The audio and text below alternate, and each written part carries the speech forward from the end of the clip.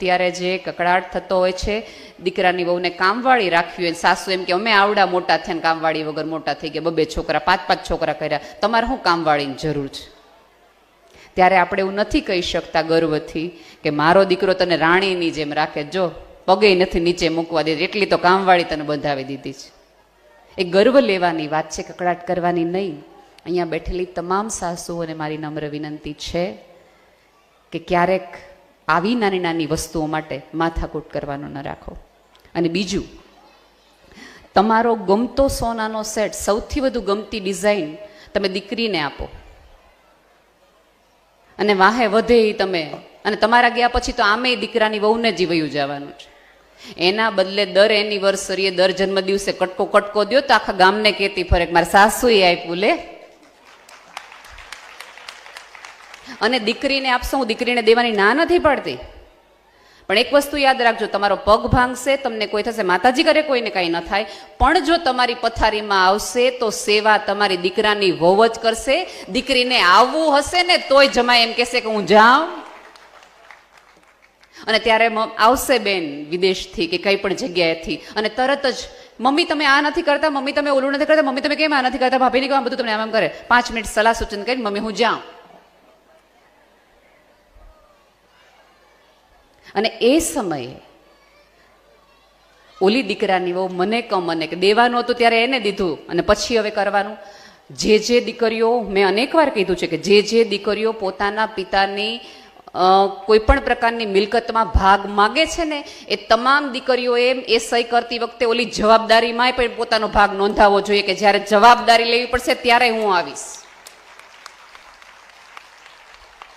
આપણું એવું છે કે આપણને બધું જોઈ ખરી, હક્કો જોઈએ, ફરજોમાં આપણે, એ તો ભાઈની ફરજ છે.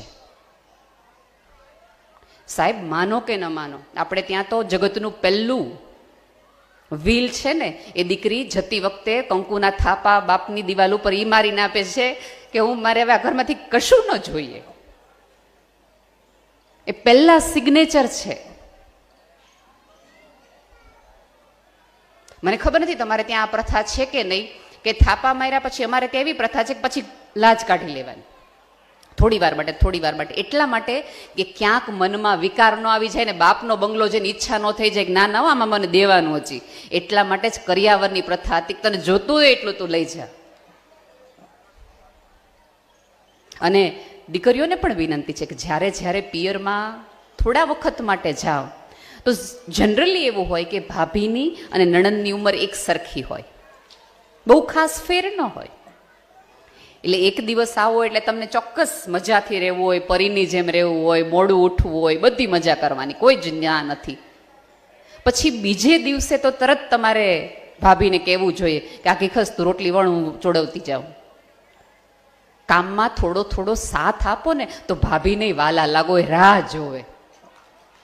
તમે પૂછો આ બધી વૃદ્ધ માજીઓને કે જ્યારે એ પિયર ગયા છે ને ત્યારે કપડાં ધોવાનું અને છોકરાઓ નવરાવાનું કામ હંમેશા નણંદનું હતું. ખોટી હોય તો પૂછી જુઓ આ બધા મા બાને.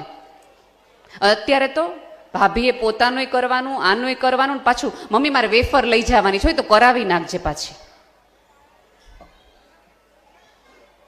એના બદલે તમે ઈચ્છતા હો કે આજીવન તમારા ભાઈનું ઘરના દરવાજા તમારી માટે ખોલવામાં આવે, તમારે ઠપકારવા ન પડે, તમારે બેલ ન મારવા પડે, તો યાદ રાખજો કે હૃદયથી ભાભીને જીતવાનું રાખો.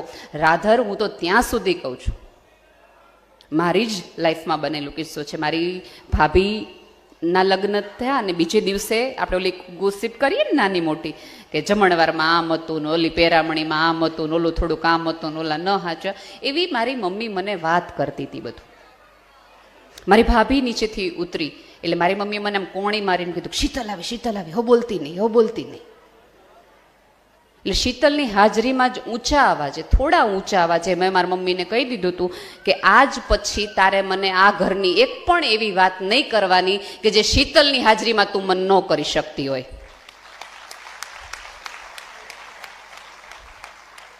આ સ્ત્રીની હાજરીમાં જ ઘરની બધી જ વાત થવી જોઈએ. અહીંયાથી રિપીટેડલી ઓલી 99 સ્ત્રીઓએ તમને ભણવાનું કોન્ફિડન્સ આપવાનું કામ એટલા માટે તું કે તમે ભણો તો તમે આજુબાજુની સ્ત્રીની તકલીફ અને મૂંઝવણને ક્યાંક વધુ સારી રીતે સમજી શકો. તમારી હાજરીમાં તમારો ભાઈ તમારા ભાભીનું અપમાન કરે તો એ જ દિવસે તમારે તમારી એક નણંદ તરીકેની તમારી નૈતિક ફરજમાં આવે કે તમારા ભાઈને કહી દેવું જોઈએ કે આપણે આજથી રક્ષાબંધનના સંબંધ પૂરા. જે પુરુષ જાહેરમાં પોતાની પત્નીનું સન્માન ન રાખી શકવાનું હોય એ આગળ રહીને મારા સન્માનની હું રક્ષા કરવાનો હતો? નહીં.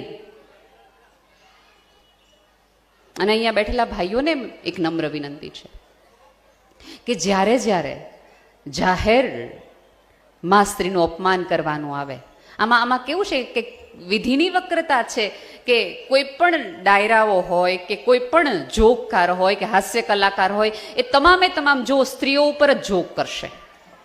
સ્ત્રીનું હૃદયની વિશાળતા તો તમે જુઓ. તમે જાહેરમાં એને જાડી કહી શકો, તમે જાહેરમાં એમ કહી શકો ભણેલી નથી, એને કાંઈ આવડતું નથી, બહુ ભગા કરે છે, એને ઇંગ્લિશ બોલતા નથી આવડતું, એને પહેરવા ઓઢવાની ખબર નથી પડતી, એ રસોઈ હારી નથી કરતી. આવું તમે જાહેરમાં કેટલી સ્ત્રીને કહી શકો, તમારી પત્નીને, માને, બેનને, બધાને. આમાંની એક પણ સ્ત્રી જાહેરમાં કોઈ પોતાના પતિના વખાણ બોલે તો લાફાવાળી થઈ જાય. એનો અર્થ એ છે કે સ્ત્રી તો પોતાના ઉપર હસી પણ શકે છે. તમે આટલું જાહેરમાં કહો ને તો એમ કે ભલે જેવા છે એવા, તોય તમને હાંચવીને બેઠા જ ને. કોઈ દી કોઈ સ્ત્રીએ લીધું આ મગજમાં સિરિયસલી મંડી રોવા? કોઈ સ્ત્રીનો મગજ ગયો એવું તમને સાંભળ્યું જ ક્યારે?